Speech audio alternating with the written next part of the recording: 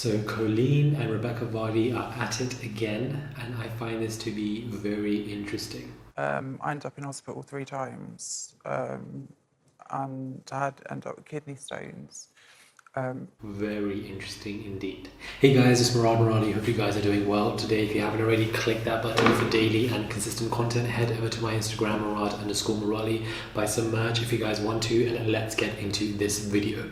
Now, nobody asked for her, but Rebekah Vardy decided to go on Loose Women, and I feel like this is where the problem started yet again.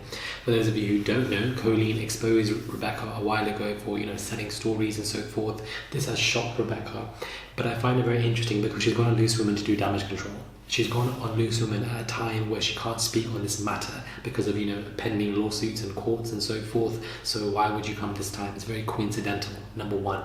One of the worst things that I've had to deal with, apart from being abused by my stepdad, when I was younger. Yeah. Number two, what we're seeing here now is she is relating it to a time where she was abused as a child. Now, nobody can take away the pain that somebody went through when they've gone through such, heinous pain when they are young. But at the same time, it also seems to be quite convenient that you mentioned it in the same sentence when it comes to this situation with Coleen. And it's like, are you playing the victim here? Are you trying to move and shift the narrative to something else? Are you trying to do damage control? That's one perspective. The other perspective is that this could be very painful for her, that they both are, on the same weighing scale for her, and therefore that's why she said it. And I feel like it's very healthy for us to have this conversation and place both kind of perspectives. Of course, a lot of people are leaning to this one where she's using it at a very convenient time, and I do find it to be very, very interesting indeed to find out what is really going on here. I don't understand, but this is interesting. Definitely. Coleen Rooney now, claps back and has lashed out after Rebekah Vardy was tearful on Loose Women. The wags went to war when Coleen accused Rebekah's Instagram account of leaking stories to the newspapers about her private life, which Vardy has strongly denied.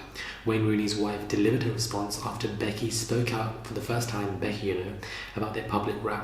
Coleen says, through a spokesperson, Coleen remains confident in the legal process and sees no reason to take the numerous opportunities that have been offered to engage in further public debate in this matter.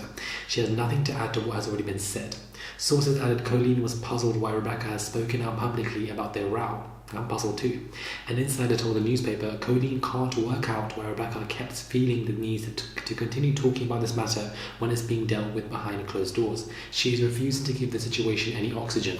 And that's my life right now. When it comes to negativity, I am refusing to give any oxygen to any of the situation. That's what I'm going to say from now on.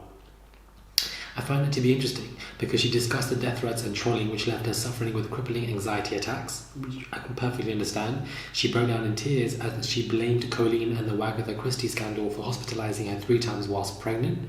The mum had cried her eyes out on Loose Women when she discussed the abuse from trolls. She said it was very hard. It was up there with one of the worst things I've had to deal with apart from being abused by my stepdad when I was younger.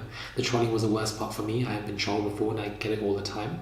So, what do you guys make of this situation? Do you find it convenient and coincidental that she's mentioning previous stuff that she's happened in her life with this to kind of shift the narrative? Or do you feel like this is her being genuine?